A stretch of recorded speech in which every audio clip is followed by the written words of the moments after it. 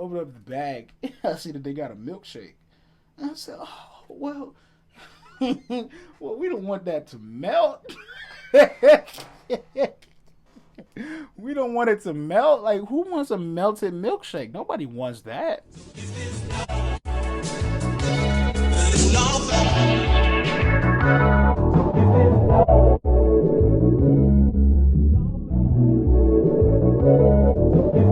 What is up again, everybody? Listeners of podcasts, watchers of YouTube, subscribers. Welcome back to another episode of the Thank You 5 podcast with your host, Ryan Anthony, and my squeaky chair. Before I get into the nitty gritty of everything, I would like to start out by saying this. Good people, I am a Christian. Okay? I was recently reminded that back in July 22nd was about 6 years since I received the precious gift of the Holy Ghost. Honestly, no, it was probably longer than that, because I got saved before I went to high school. So, maybe about 8, maybe 10. I've been filled with the Holy Ghost for a while, right? It is something that for a while I took for granted, and I don't want to keep taking it for granted. So, in the spirit of wanting to share the Lord's grace, try Jesus. Okay? I know a lot of people have been turned off from church, and let me say that I am sorry that the church hurt you. But that's not Jesus. Okay? Learn for your own understanding. Read his word for your own understanding, and develop a relationship with him for your own understanding and for your own benefits. Okay? But that's my little nugget. Knowing Jesus has been the best decision of my life. Even during the period where I walked away, he was gracious enough to allow me to come back. And had I stayed out any longer, I probably wouldn't be here to do this podcast for you right now, because, you know, I went down some dark paths, and, you know, I saw no end, so I decided to almost make that end. And I'll let you decide on what that means. Okay? Cool. All right. So, I owe you guys a story. I'm going to talk to you guys about, I'm going to give you two experiences. One is really quick, but they're both involving DoorDash. And then I'm going to get into this theater company. So, I've been driving with DoorDash for a couple of months. I needed just some quick money in my pockets, and it seemed like a pretty chill way. I had just got in my car, freshly off the license kick. So I'm like, okay, this seems pretty sane. You know, it's a pretty consistent way to make some money. So first couple of deliveries, started learning the ropes. Then I got used to it, learned how to finagle the system when I needed to, learn like the best hours to dash and all of that. And, you know, went from there, right? So a couple of weeks ago, there was a promo, like a promotional thing that DoorDash was doing. The promo was, if I could complete 25 orders, like 25 deliveries in 72 hours, that it went from like Friday to Sunday, then I would receive a $75 bonus on top of whatever I made from the 25 deliveries. So I said, okay, it seems pretty feasible, and I decided to do it. This was my last day. Now, what I like to do is, depending on where I'm starting at, that's not necessarily where I'm going to finish at. So where I live, I'm not going to say specifically where I live, because I don't know you guys like that, but let's just say that area, that delivery area, is East Riverside. That's the delivery area that I'm in, and that covers a couple of cities in PG County. So sometimes, depending on, just because I pick it up in East Riverside, That does not mean I'm going to deliver in East Riverside. And sometimes, depending on where I'm delivering to, it's outside of East Riverside. So what I'll do is I'll pick up the order. Let's say the order is in Hydesville, but I have to go to Greenbelt. Because Greenbelt is its own separate delivery zone, I will complete the delivery, right? But then I will end my dash right then and there, because at that point I'm out of the delivery zone, and I'll start a new one in the new delivery zone, which at that point would technically be that's College Park now. Technically, they consider that College Park, Greenbelt College Park. So I go from East Riverside to College Park. I go from College Park to Silver Spring. I go from Silver Spring back over to not even back over. I go from Silver Spring over to Mount Rainier. And then I end up in Mount Rainier for a little bit. Now, again, this is Sunday, and I'm at like maybe 23 orders. 23 orders. So I'm close to the 25. Because the story, nothing really happened though, but those past couple of days prior to. So I get a call, like the notification comes up, says I need to go to McDonald's. And I accept it. I pick up the delivery. I'm not going to disclose any names. I'm just going to tell you the areas that I was in. I pick up the McDonald's, and I have to make a delivery in District Heights. Now, for those that don't know Prince George's County, District Heights isn't the safest place in PG County. You know, it's not the most secure place.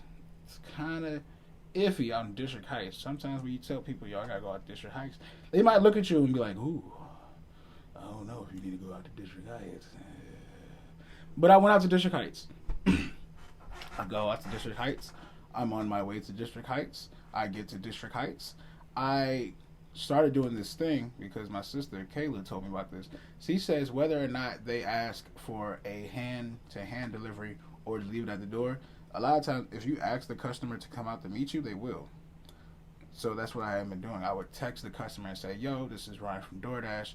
I'll be at your place in however many minutes. I ask that you please come outside so that I can hand you your order directly, right? Nothing too crazy. And a lot of times they'll either say, okay, that's fine, or I'm sorry, could you please leave it at my door? And then, when they say that, then I'll say, all right, cool, I'll leave it at the door because you asked that time, right? So I'm in District Heights. I'm a couple minutes away from this destination. I send the text saying, hey, I'll be at your place in a couple of minutes. Could you please meet me out so I can hand you your food directly? Most of the time, I don't get immediate responses, which is why I text them in enough time for them to respond by the time I get to their place. This person texts, they respond immediately. Immediately. The Jones said, I didn't order anything. WTF is this? With a bunch of question marks. Obviously, you know what that means, right? And I'm confused. I'm the driver, and I'm about 2 minutes away. So I'm thinking, all right, I need to get to the bottom of this. I need to know what's going on. I call the customer, and I say, yo, this is Brian from DoorDash. What is the problem? Let me inch up closer to the mic. I'm not going to yell at it, but I just need y'all to understand the type of nonsense that I'm about to get into, right?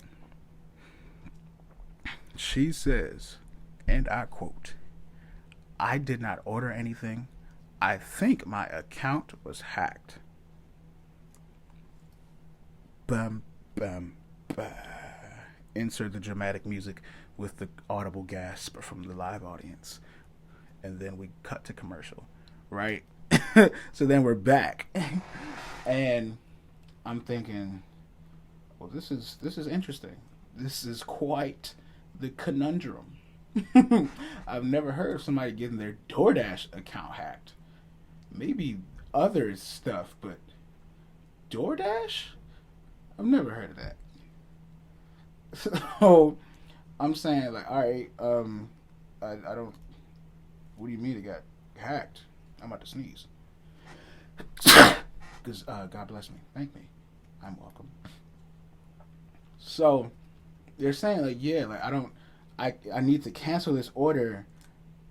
I didn't make this purchase, and I'm thinking, okay, I don't know how to do that. And they're asking me questions, trying to figure out what to do. And I'm saying, well, I mean, I got the call from McDonald's, and I picked it up. So I don't know who to give this to, but I still gotta make this order because I'm trying to get my $75. All the while I'm thinking I need to get my $75. I could care less about who gets this food. I just want the $75. So they say, yo, like I can't go into my account to cancel it because I don't have access to my account. So I'm thinking, all right, well I can't just not do anything. So I look up customer service numbers that they could call. I look up two of them, and I give them to the individual. So they ask me, like, just out of curiosity, like, where are you delivering this to? I say I'm delivering this to a place in District Heights, Maryland. And they're like, yeah, I don't even know where District Heights, Maryland is. You want to know why they don't know where District Heights, Maryland is? Because they were calling me from Florida. From Florida. You understand what I'm saying? Florida, like Florida, Florida, the joint at the bottom of the country, like the southeast, the boot, not even the boot. It's like the little joint at the corner, going towards Cuba, Florida. They're calling from Florida to complain about an unauthorized purchase in District Heights, Maryland. So, they hang up. Right? And I'm thinking, all right, well, I still have to make this delivery. Because, like, I don't know what you want me to do about it. I'm not going to not deliver it because that'll look bad on my Dasher rating. And I need my coin. So, I proceed with the delivery. The destination said that I was at the address. Right? But when I look at the map and I look at the address on the app and I look at the houses that are in front of me, that address didn't exist. Like, where it said for me to drop it off, it literally said I was there. It said, like, yo, turn, like, you just gotta walk up this way and you're there. I'm looking at where it says I gotta walk up to. Wasn't nothing there. Now, I think my common sense and my Holy Ghostness for not letting me get out the car. Because, again, I'm in District Heights. If you don't know about District Heights, it's not the safest place in PG County. So I'm in District Heights. And I don't get out the car because I don't know where this house is. These houses don't exist. I even drive around the corner to see if I'm missing something. I wasn't missing nothing. Only thing I was missing was the opportunity to leave, which I did. So I completed the delivery and I drove off because you're not about to get me no trick bag out here and like I step out the car and then it's this young is waiting for me in the trees or something. They take my money, they take the McDonald's and my car, and I'm just left like naked in District Heights over some McDonald's. No. So I drive off and I complete my last two deliveries. But I'm thinking, because now I have this random bag of McDonald's in my car. Like, I have this random bag of McDonald's. It was a pretty hefty bag. I don't know what's in the bag. I just know it's this bag of McDonald's that's smelling up my car, sitting on my passenger seat while I'm completing two more deliveries so I can get my $75 bonus. So, I think my last delivery to get the bonus was at a Subway. The sandwiches, not a train station. Eat fresh. So I make the delivery and it's like, all right, cool. Congratulations, you have completed your challenge, and here's your money that you've already made from doing your orders, plus your extra $75. So thinking, cool, got that out the way. Congratulations. I felt good about myself. But I still have this random bag of McDonald's in my car. So as I'm driving home, I'm thinking, well, let me just look and see what's in there. Like, let's just see what they ordered. I look at the ticket on the side of the bag. I open up the bag. I see that they got a milkshake. And I said, oh, well, well, we don't want that to melt. We don't want it to melt. Like, who wants a melted milkshake? Nobody wants that. So I decide, in the interest of wanting to ensure that this food did not go to waste, I partook in the milkshake. Right? I partook in it. Right? I drank the milkshake. Now here's the part that made me laugh, because I drank the milkshake because clearly nobody's going to want a melted milkshake. I had no intention on eating the other food. What I originally was going to do was find someone who, unfortunately, did not have a home and give the food to them, because I'm sure they would appreciate food coming from anywhere, as they normally do. Like, most of the time, they don't even be wanting money. They just want a hot meal. And I figured, all right, cool. If I find someone, which I did actively search for, I went to areas where I knew, like, on my way home. I wasn't, like, going out of my way to search. But on my way home, I went by some areas that I normally saw them at. And unfortunately, they were not there, because I'm assuming they found some place to sleep that night. And then they would just come out in the morning. So I'm on my way home, and I'm telling my mother all of this. And here's the part that makes me laugh about my mother. She asked me, after I tell her everything that happened, you know what she asked me? Well, she's like, well, what did they order? Like, Ma, come on. Like, yo, I'm not giving you none of this either. Because one, no. And then two, I know what McDonald's does to you. Like, you don't know. Like, I'm not going to sit here and just waste this food on you not wanting to eat it and then trying to force yourself to eat it, and then it turns out really bad for you. So, I took it home and I ate it. Right? I ate it. They ordered a 20-piece large fries and 3 McChickens. So I ate the nuggets and the fries, and I did not eat the McChickens.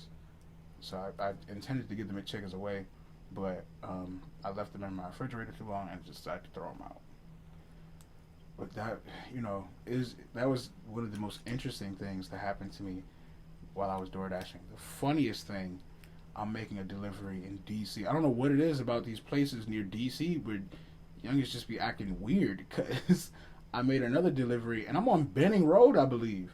Like, so I'm familiar with Benning Road because my church is off of Benning Road. Like, I'm making this delivery and I tell bro, like, I'll come close if you can come out to pick it up. This dude opens his door and is standing on his doorstep in a towel. Like, and I'm assuming, like, he was straight. Like, yo ain't, you know what I'm saying? Like, but he was standing there in his towel. Looked like he just got out the shower. And I'm like, oh, well, I guess I gotta walk it up to you now, like, and just hand it to you there. But, yo, you couldn't at least put on some drawers? Like, I would have waited. Like, you was over there, like, greased up, like, oiled up. It looked like you was oiled up, but you was just out of the shower, so I guess you was just steamed up. You probably just lathered. But I'm like, yo, what type of... Y'all really be trying to do anything out here? Like, I'm not here for the nonsense. You're answering the door in a towel? Like, come on, bro. Come on. There's no point for you to be answering your door in a towel. And there's absolutely no way for you to justify that. That was just a quick little one, right? I haven't dashed in a while. I took a little break. I also Instacart. Instacart is pretty interesting because of the fact that you have to do all the work, basically. You have to get the groceries. They give you the preloaded card. You pay for it that way. And then you have to deliver it, too. But you can make more. You can make more, technically, by doing a lot less. Like, I can do an order and make almost $25 off the one. Versus with DoorDash, I might have to do 5 deliveries just to make $25. So the ratio balances out pretty well. So, and I like to like imagine why they're getting what they're getting. Like I like to imagine like the type of person that I'm delivering to, and I come up with these fake stories in my head. I know one person ordered prosciutto, and if you don't know what prosciutto is, it's fancy ham. So I'm thinking, well, of course, this person is of Caucasian persuasion, because one thing I know about the brothers, we ain't ordering prosciutto, especially out in Annapolis, because that's where I was, like out in Annapolis. So I know for a fact people aren't ordering prosciutto that are black people. Okay, but those are my two stories in terms of that, right? Oh man, that was just one for the books, honestly. I'll never forget that, and honestly, I love telling that story to people because it's just like, yo, wow. That's because now it gets to a point. I have this little like multi-tool appliance thing. That's like it has a little serrated edge to it. It's a bottle opener. There are parts where you can fit some screws in, but you can screw some stuff in. Sometimes, depending on where I'm delivering to, I carry this on me just in case. Now, because after that went down, it's just like, all right, I need to be a little more mindful where I have to deliver to these places. And I don't have a firearm, so I need something to protect myself because, what I'm saying, I got hands, but these ain't nothing to trembling your boots over. I got defend myself hands. I don't got just out here serving hands. Now, if you would like to, test that theory, pull up. That's all I'm saying. But that was DoorDash. That's Instacart. Okay. Now, I need to get you guys involved. Not involved. I need to let you guys know what's been going on with this theater company that I am starting. So, over the course of the summer, and let me also go out and say that this summer I did make a mistake of spreading myself paper thin for the sake of opportunities. And it definitely has shown me that a big issue that I have seen with my generation is we are so fixed on just the opportunity. I just want the opportunity. I'm looking for new opportunities. I just need... And I get it. I do get it. But one thing that I have learned in just 22 years, we can say like, we can talk about the fact that, our time, we don't have much time left, the state of the country, the state of the world, the state of where we are biblically, all of that, I understand. Whether I succeed right now or whether I succeed 10 years from now if the Lord should tarry, I don't need to rush. We get so fixed on this, I have to succeed now. I need to be in a better situation right now. I need to be at the top immediately, that we don't realize the strain that it's putting on us. We don't realize that we're setting unrealistic goals and unfeasible goals, and then we get that much more depressed and down and sad when we don't accomplish them, rather than taking the moments to be in the moments and to simply appreciate where you've come from and where you are right now. Right? You might see it as a missed opportunity, right? But was it a missed opportunity, or was it an avoided catastrophe? I am a firm believer that God does everything for a reason, and He places you where He needs to place you for a reason. Yes, we have free will, and yes, sometimes we make mistakes and we have to take our lumps. Nevertheless, if you're still here, you still have a chance to be present in the moment and to make a better decision, right? Sometimes the best decision is to say no. Sometimes the best decision is to go ahead and respectfully decline. Sometimes the best decision is to focus on just one thing. Okay?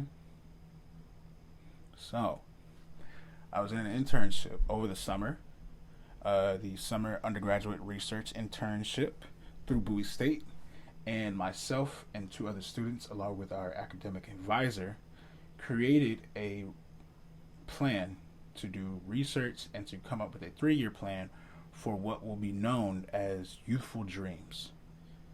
Youthful Dreams will be a theater collective. You could call it a theater company, but in essence, we are a theater collective, and we are based in youth theater for young audiences. Now, what we are doing that is setting us apart, we're not reinventing anything. We're not doing anything new.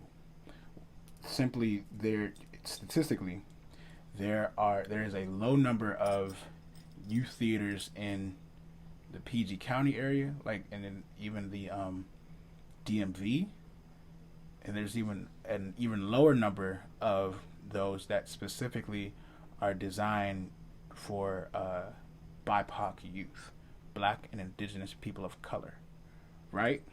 So a lot of times, if you look at theater companies, youth theater companies, it is adult centered still.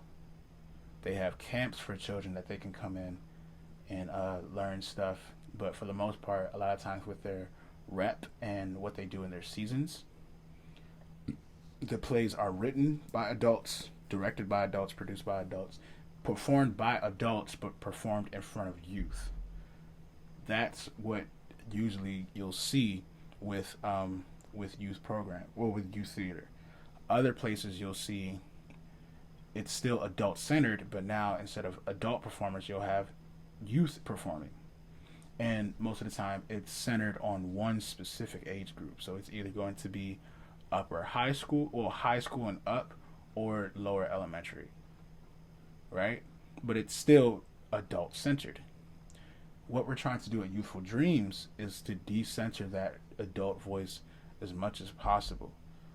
And so what we're doing now is saying, okay, we're going to make the space specifically for the kids to make it to work. The kids are going to learn how to direct. The kids are going to learn how to write the plays. The kids are going to perform in it.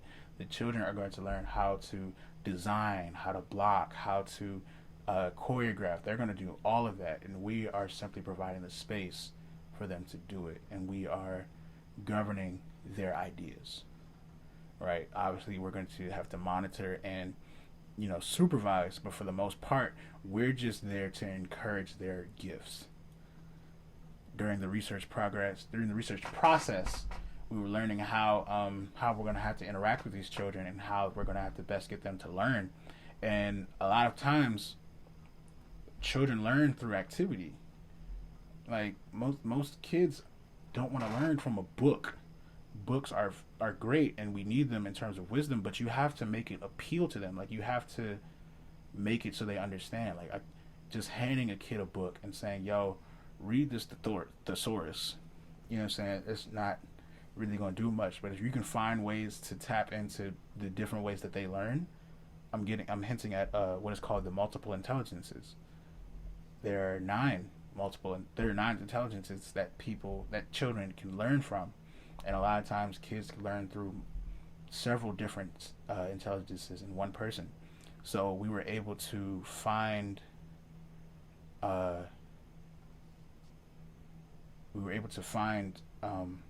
games to hit at those intelligences in multiple ways, right? It definitely was a challenge, to say the least. Really, because of the fact, for me personally, and I believe I'm comfortable speaking on this. Out of the three of us, myself and my two other colleagues, I did the least amount of work. Right? Mentally, I was not in it. Emotionally, I was not invested. Within like that first maybe week or so, I kind of just checked out, because it really wasn't. I knew what we were doing, but at the same time, I didn't realize how much it took to do something like this. And I think a lot of us kind of agreed that we were a bit in over our heads with all of this. Um, and going through what we went through with it was a lot. But then understanding like, okay, again, this is a company. Like, it's not like this is just some project that we're gonna turn in and get a grade for. It's like, once we leave this internship, we're still working to start a company, like a full-fledged company that I'm gonna be one of the founding members of.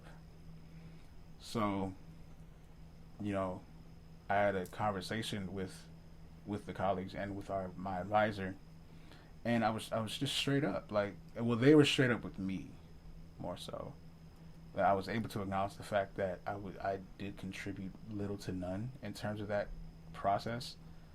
Um, I was able to still do what I could, but obviously I could have done more, should have done more, but didn't do more. And there's no need of beating myself up about it. But they told me that, you know, eventually, really taking the time to evaluate what I want from this, right? Because I would always, not always, but for a while, I'd kind of been steering towards youth theater anyway, because it was a way for me to be involved in theater, involved in the creation process, without the possibility of compromising of my faith. Like a lot of family-based theater companies, that's strictly what they're focusing on, family-based content, well, family-appropriate content. So even if it's like life lessons and things might be a little more sensitive than others, it's still centered around that.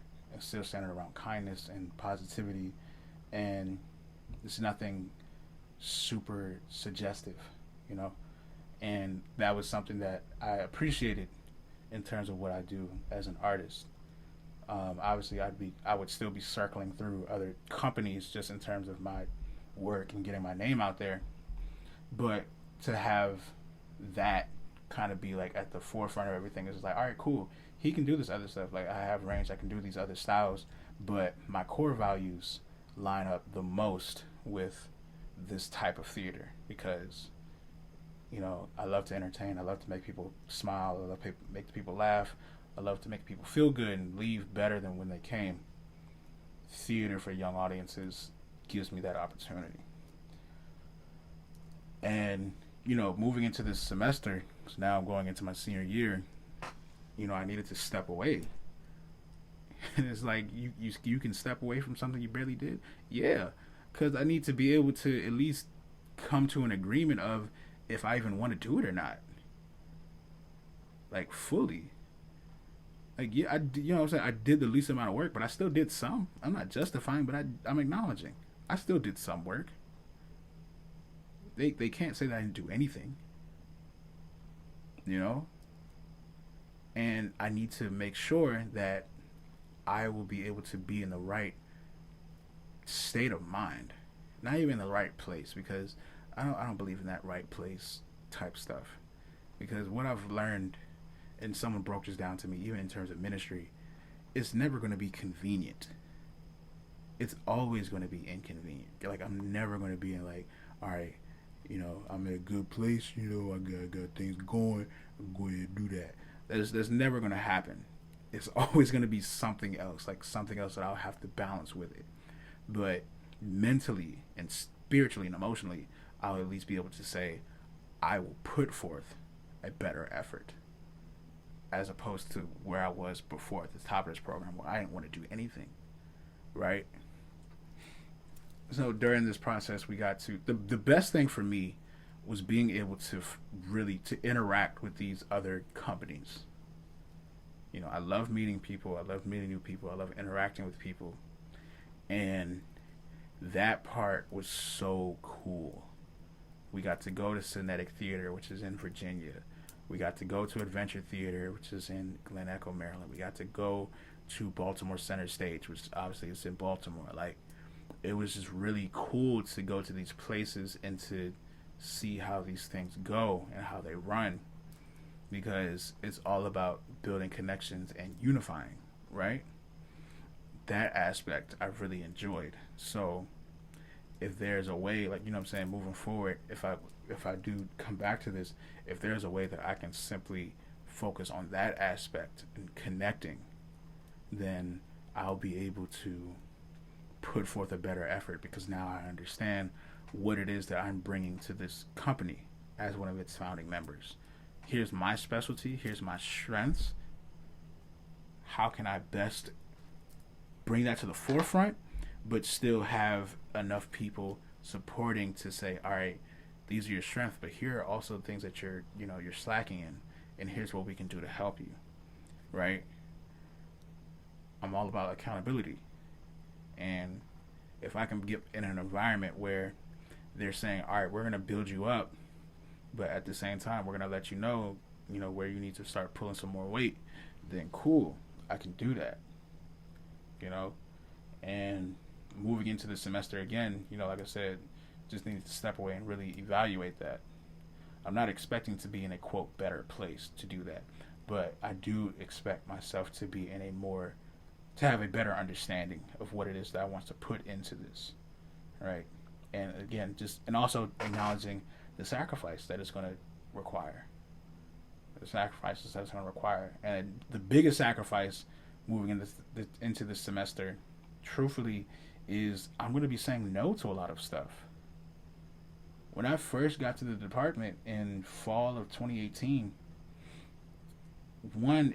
I was coming in, I would say, during a transition semester in that department, where when I came into the department, a lot of people were transitioning out of the department.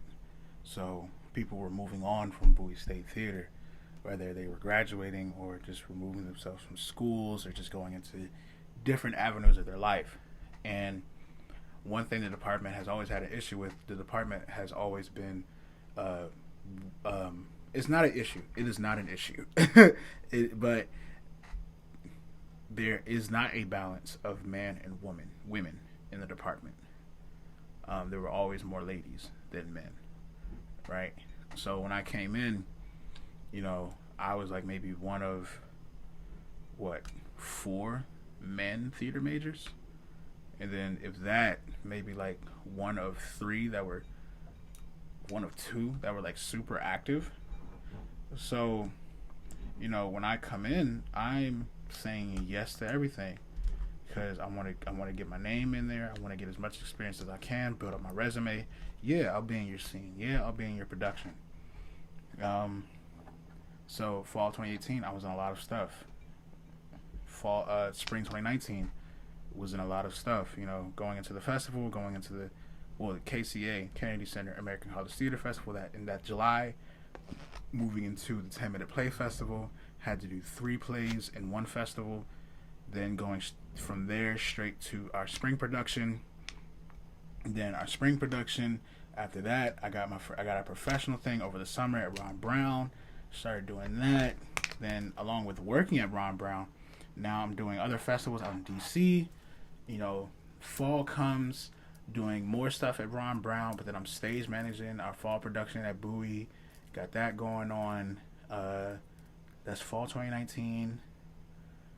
Then we got spring 2020, do the Kennedy Center American College Theater Festival again at University of Maryland before school starts. Then we get 2 campus directing for the 10-minute play festival. Wrote a play for the 10-minute play festival. But then and then right before COVID, got to do sketchlings. Right before COVID, then COVID hits. I get opportunities with the DFVQ Fest, doing virtual theater now. Now we get into fall. We got our stage readings. I'm in one, directing one. More DMVQ Fest stuff, working with Adventure Theater, more virtual stuff. Bust my knee in July. And now we have to adjust. So then we get into spring 2021. Go through that. Now we're slowly making the transition of in-person stuff to start transitioning into film. I have to produce the 10-minute play festival, one of the directors for the 10-minute play festival, and one of the playwrights for the 10-minute play festival. Then I started working with 1939 Studios. Did another thing with DMVQ Fest now. Then we start going into The summer, now we got Tale of Tarot. We got another thing with Adventure Theater and DMVQ Fest. And then we got this internship along with summer classes. So for like 2 going on 3 years, I was just saying yes to every single thing, just trying to get my name out there, trying to build up my resume. And I didn't realize that it takes so much out of you. Like, people ask me, Ryan, how are you doing? How have you been?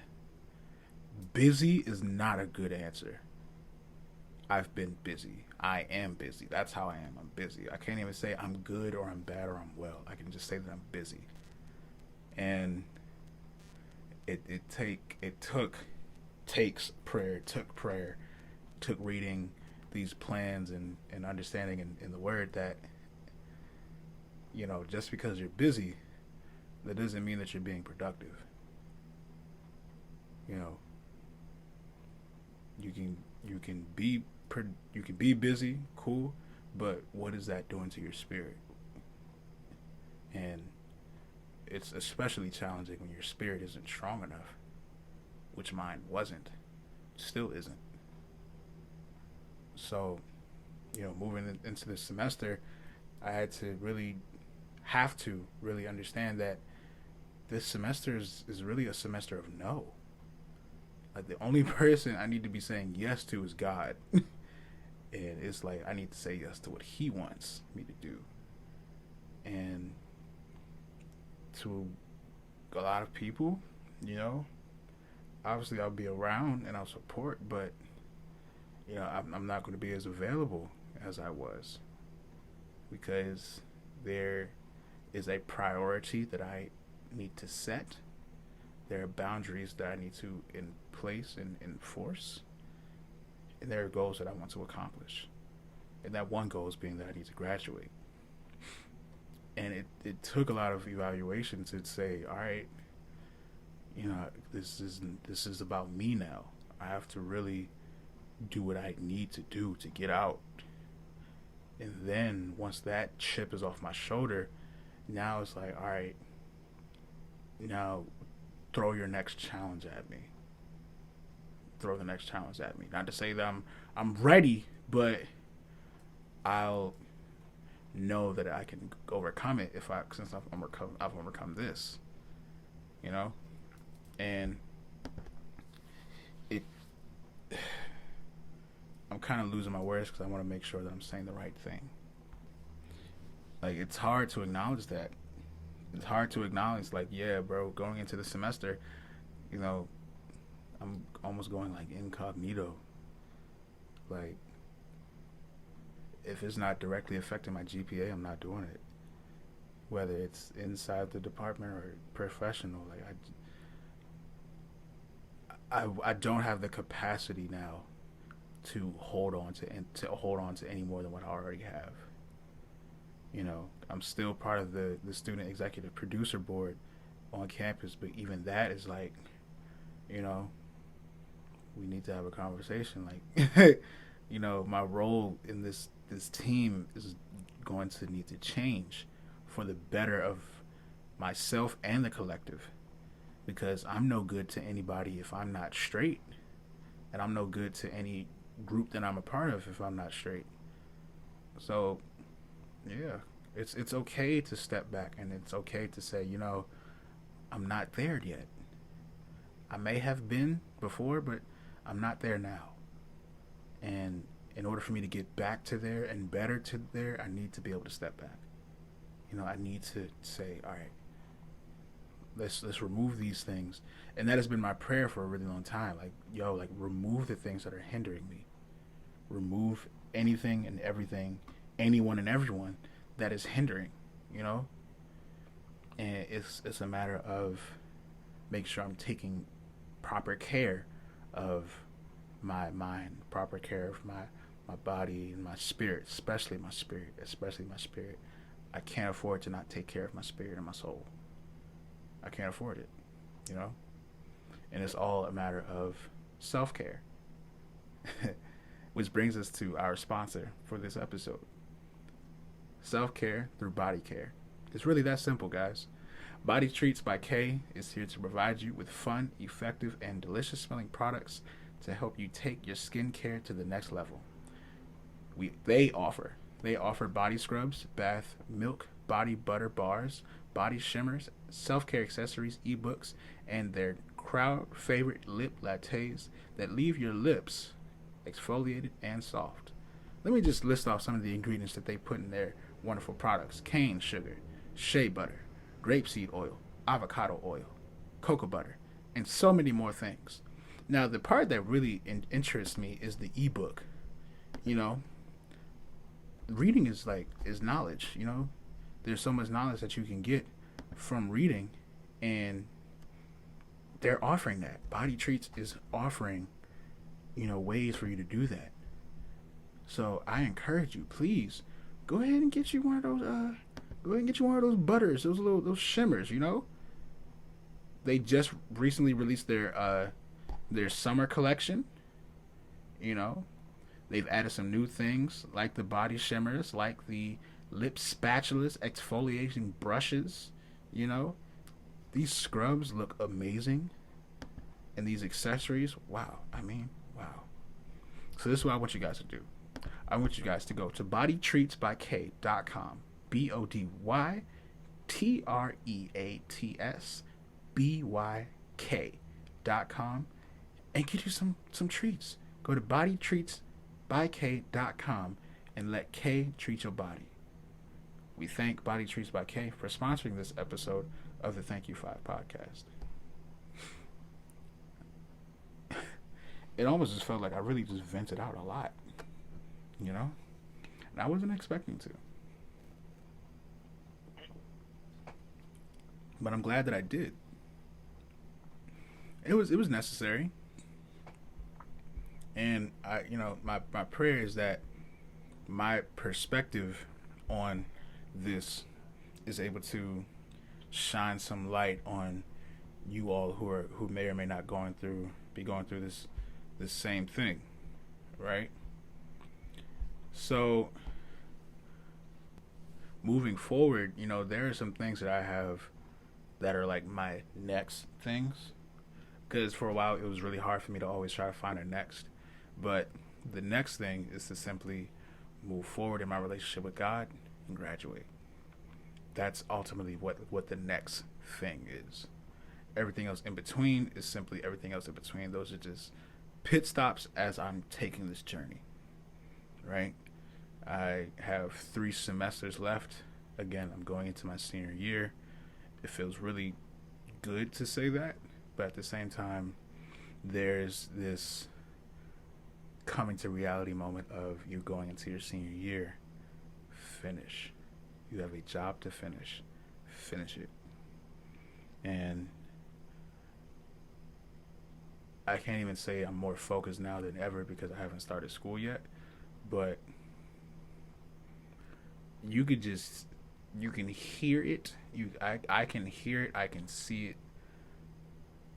Freshman year Ryan and Ryan right now, are 2 completely different people. I would love to sit down and talk to Ryan that just left Duval High School and just got to Bowie State for his first day of band camp. And I want him to see what this process has done to himself in every aspect. And just tell him that he just has to finish. He ultimately has to finish. And my prayer to you all as well is that whatever it is that your journey is on, that you finish. If something is hindering you, remove it. If someone is hindering you, remove it. It's no point of holding on to it. There's no point of holding on to it. And with that, I know this episode seemed a little more on the emotional side, but it's okay. Hopefully by the next time I record this thing, I'll be able to have another guest or maybe guest. I want to reiterate again that if you guys have products that you would like free advertisement on, let me say that again, free Body Treats by K doesn't send me stuff for promoting their products. I simply reached out to Body Treats and said, "Yo, I want to put you on my podcast. Send me what you would like me to promote." I don't get anything from it. I don't want anything from it. What I want is to share you guys' stuff. We want to support Black? Then let me promote Black. You feel me? So again, if you have products, brands that you would like me to promote, feel free to DM me on my Instagram, Mr.RyanAnthony, and we can go from there. So with that, make sure you like, share, and subscribe. Turn on the notification button so you never miss when I upload an episode of the Thank You 5 podcast. Thank you all for listening, and thank you 5.